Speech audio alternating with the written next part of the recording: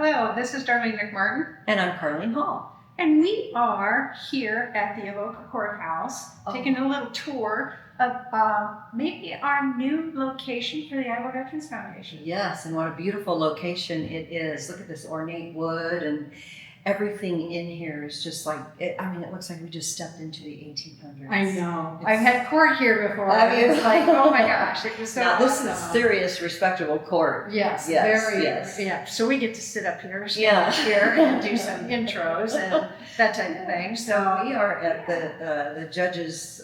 What do you call this? Podium. I guess. Yeah. Court. Yeah. I don't have no gavel. If I had a hammer. There you go. We need it. We're just trying to figure out how we're going to do this, but I think just like everything else that we do, veterans and organizations, they get together and they unite and they talk about different things that veterans need to discuss or what they did. And I think this is a good location for us to be at. I do too. And I think it's a nurturing, warm space. Yes. And speaking of veterans uniting and getting together, that's what our shows are going to be about. Yes. So we want to talk about that. And like you said, there's things that they want to talk about. They want to talk about with each other because some of that stuff you just don't understand and can't really grasp that innuendo or any of that unless you've been there, right, Darlene? Yeah. And everybody has their own experiences in their own time frame.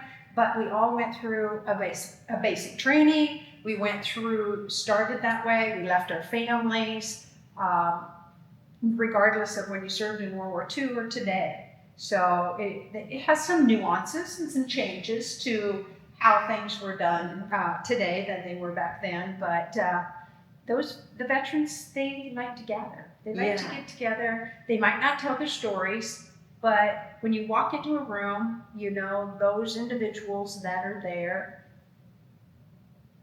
swore in, regardless if it was Army, Air Force, Navy, Marines, whatever, and you have respect for what they did and what time they put into the military. And that's the key right there, respect for one another and the ability to talk candidly about some things that I know the World War II veterans hardly ever talk about their service time. You never can hardly get that out of many of the World War II veterans. That takes a little goading, a little begging sometimes to get them to talk about it. And 9 times out of 10, there's huge heroic stories that they're not telling. Right. They just come back and they went to work. Yeah. They were in rural Southwest Iowa, so a lot of them went back on the farm and or went and got jobs someplace else, and they didn't even talk about it. And a lot of veterans do that today. Right, and that's the great thing about veterans gathering, because they try to go back to a civilian life that they knew before, but those thoughts are still going through their head.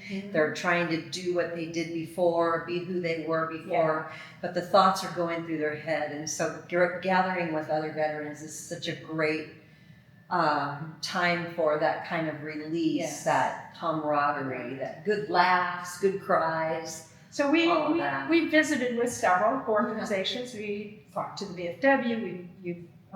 Carlene went to an independent living facility and visited with them. They started to do veterans coffee area, so that's awesome too.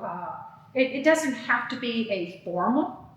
It can be at the gas station, coffee shop. Anywhere. Back on May 14th, we were at the Vietnam Veterans Day on the Hill up at Des Moines, and afterwards there was a dinner that we went to, which was a beautiful gathering of veterans. At the Ambulance Post. After soaking in all of that amazing love that the IDVA put together for Vietnam veterans. It was beautiful, and then everybody got together and had lunch that was put on by the AMVETS and the auxiliary. Yep. Yeah. And that's the other part about it too. It's not just the veteran. Uh-huh. It's the spouses and the families, and they they might not have heard the stories either, but they like to visit with each other, and that's why auxiliaries are important. That's why social groups are important, like the Women for Veterans. I mean, a lot of those aren't veterans, but some of them are, but they still have that connection.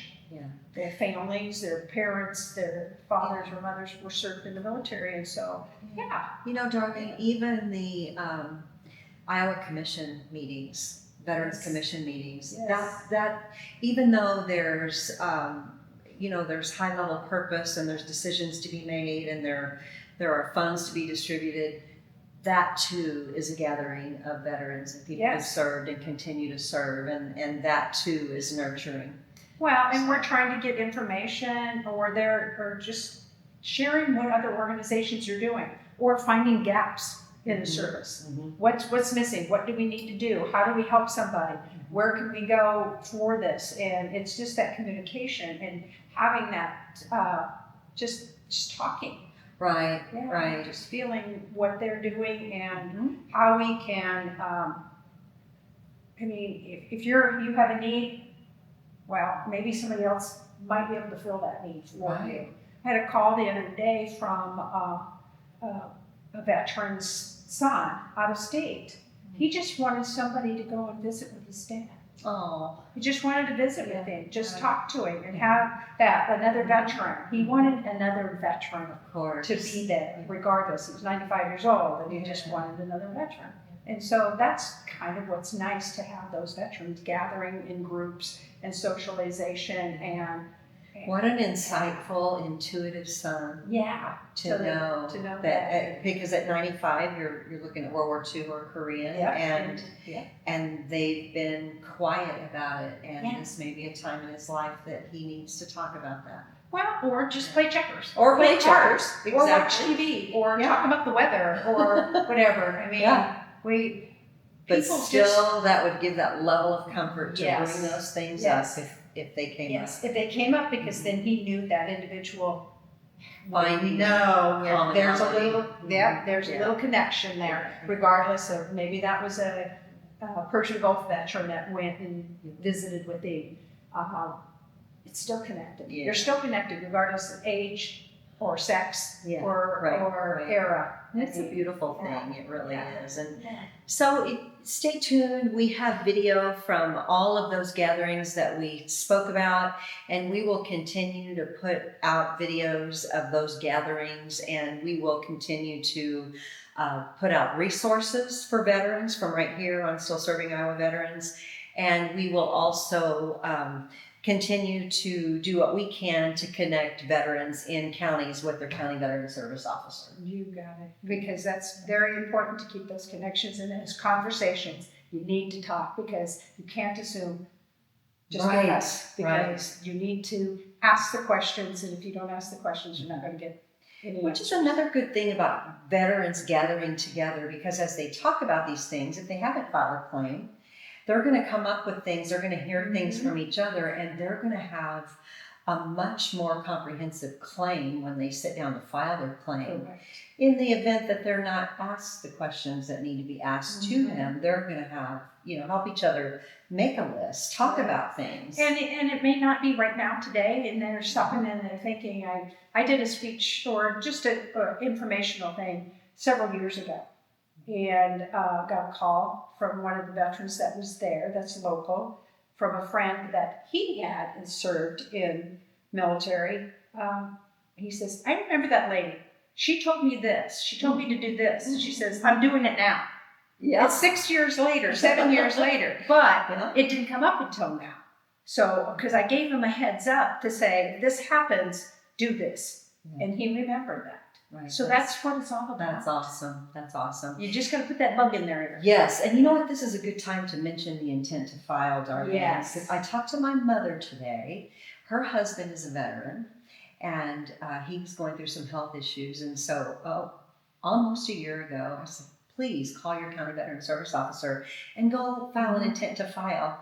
That was coming to a date of expiration, and the county veteran service officer got a hold of her, and she has an appointment in the morning to follow up with that. That's right.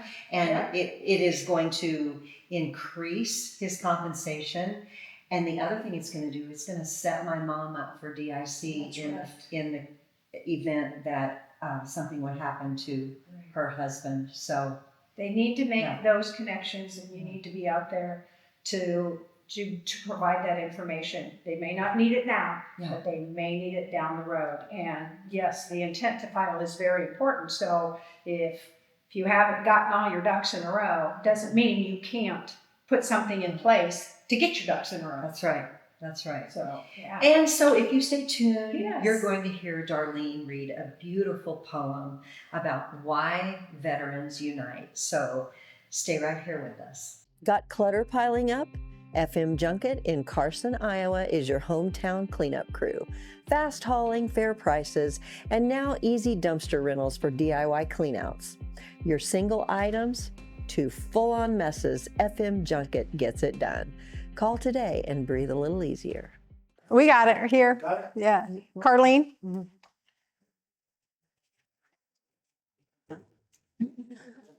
right, well, good evening. Thank you for inviting us to your meeting tonight. Darlene and I are hosting a podcast show called Still Serving Iowa Veterans. Darlene and I go back to about 2014. And as you know, she was the director here, and I was a VSO in Fremont County for 5 years. So after that, COVID hit, and I had a wild idea that I would quit that job and go on the road playing music, and then COVID hit, so I didn't go anywhere. But Darlene and I worked together in a program called COVID Recovery Iowa that transferred into Project Recovery Iowa, where we worked for the Department of Human Services on a FEMA grant. We were incoming call crisis counselors, and we did a lot of, we were on a veterans team and an older adults team, and we did a lot of service for veterans over the internet, and kept the older population entertained with all kinds of fun things and Stories. yeah, we did stories. What else did we do? We did You did your music Yeah. every time, entertainment. Yeah. What we did was we made sure that individuals still kept contacted. As you well know, you were stuck at home during COVID. Yeah. So guess what? Nothing to do. I've got kids. How do I handle it? So we kind of worked through that. Plus, we found a lot of resources in the area that we could refer individuals to that could help, regardless if they were veterans or non-veterans. So we kept very much in contact with agencies as to what they could provide in services. So neither of us can stop helping Work. veterans. That's just what we are. That's our inner core. That's who we are. So now we had the opportunity to start this podcast called Still Serving Iowa Veterans. We put out a post on Fridays on a Facebook page, and that Facebook page is called Still Serving Iowa Veterans. Darlene does a post on Wednesdays called In Case You Didn't Know, and there's all kinds of facts and resources there. We've done a lot of, we've had a couple of Quilts of Valor presentations. Yep. And this podcast, we're hoping will go statewide, and we're working on that going statewide right now. We have support from the Iowa Department of Veterans Affairs, and we have congratulations and support from the regional director of the VA, and the PR director there too. There's a new position there called the PR director. So we're excited to be able to continue to do what we can do to put resources out to keep you connected with changes and new resources that come about, and just reminders, because I think sometimes we just forget stuff, you know, busy going on with our daily lives, and we would encourage all of you to take advantage of all of the resources that are available to you. There are a lot of resources, and it is our hope that you will take advantage of those. In addition to that, we want to honor you. And we have been making an effort to reach World War II veterans, Korean era veterans and Vietnam veterans, because we want to honor them. We want to get their stories as much as you're willing to talk. We would love to interview you and get your stories, because these are not just your stories. These are your legacy. And because of this recording, this is something that families can keep forever. And the stories can be retold, but they cannot be told like you can tell them. So that's what we hope to do. So And we want to make sure that the organizations, if you have something going on, let us know. We'll try and get the information out there. If you have some interest that you want us to delve into or research, we can do that. If there's a problem with an agency, I'm still on the State Commission of Veterans Affairs. I've been on the commission for a long time. This will be my last year. I have to get off the board because of term limits next year, but I'm the current chair of the commission. We oversee the Iowa Department of Veterans Affairs, the cemetery, the Iowa Veterans Home. Carlene and I will be going to the Veterans Home the first part of April and do a tour and visit with some of the residents there. And it's our hope that we make sure we reach out to veterans that haven't been reached before and make sure they file for the veterans benefits that they deserve. There's county service officers in every county. We want to make sure they're getting the veterans into their offices and doing what they need to do to make sure they're getting their benefits. The nursing homes, we've been gone to a few of the nursing homes now. There's a lot of veterans out in the nursing homes. We want to make sure they're taken care of as well.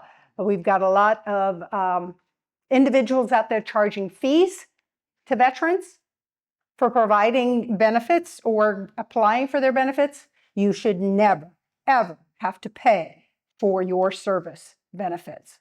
So that's one thing we want to focus on down the road for sure, is to make sure that if somebody approaches you and says, I'll file your claim for a fee, you don't need it. You do not need it. There's a point in your claim process that you might need one, and a qualified veteran service officer will point you in that direction at that point in time. But the VFW has a state service office, DAV, American Legion, all of those have state service officers that can help you in that original appeal process in the first place. So making sure that you go in and talk to the county service officer, even if you haven't seen them in 5 years. Rules change, laws change. So you might, and your disability, they don't know what your body is like. If you've gotten injured, if you've had something come up that might be service connected. So you need to talk to them on a frequent basis to just check and see if any rules or regulations changed. So a lot of state programs are coming out that are different. They've filed a bill, and I don't know how far it's gone, to increase the amount of benefits that you might get if you're service connected on your property taxes. So there might be some more property tax reliefs coming down. We would hope it had happened, not just for the 100%ers, but for all veterans that have a disability. So that's always something that we're going to fight for as the state commission. And we, like I said, we just want to get the information out to everybody. If you have questions or concerns, please let us know. We're here to provide support and positivity. We don't want a lot of politics that we can't control. Right. I mean, go to the political people if you have a politics issue. We can bring it to them, but we can't solve that. That's not ours. Know what we can change. We know what we can change, but you have more power to change anything than we do. Yes. Yeah. So. We can just refer and get that information out there, but we're here to still serve Iowa veterans. And we will continue to do so as long as we get sponsors to help us out. All right. And that's how we pay the bills ourselves. So always my honor to be in the presence of my heroes, who are veterans. Mhm. Thank you again for inviting us. And I'm going to turn this over to Darlene because she has a beautiful poem to read. And it's very apropos tonight because this is a beautiful turnout. I love it. And thank you for gathering and keeping the camaraderie among you veterans. Thank you for taking the time out of your day to continue to strengthen veterans, and you're strengthening all veterans by gathering, by talking, by sharing. So thank you. Yes. Okay.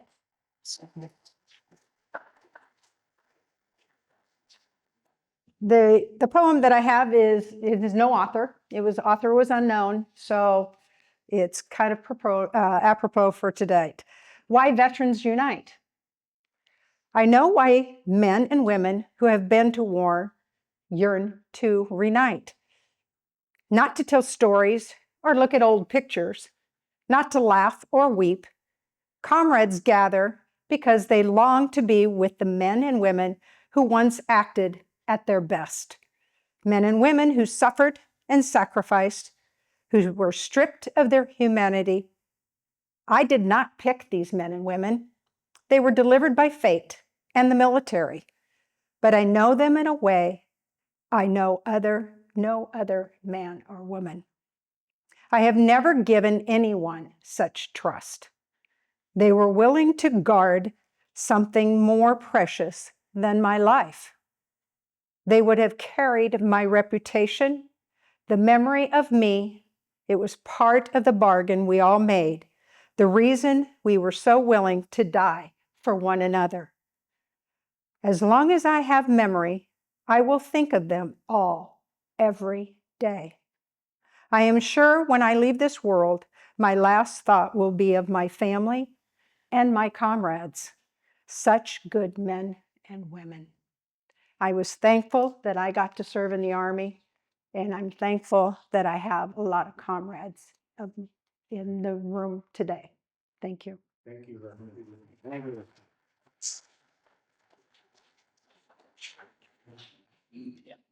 Everybody did. You know, Yeah. so Yeah. you There was look so much. into it, cause you go down there and they'd say, well, you guys didn't fight the real war, you did this to do this, and I was like, I don't know how to hear The it. Korean guys were the same way Yeah. too.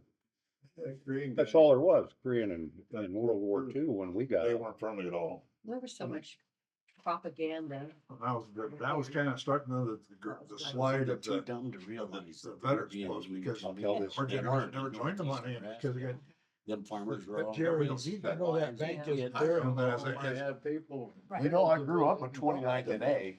I sat at one end of the bar, and they sat at the other end. I'm rarely down that way anymore. We different take. With mom and dad, Yeah, they don't house is still in 29th and A.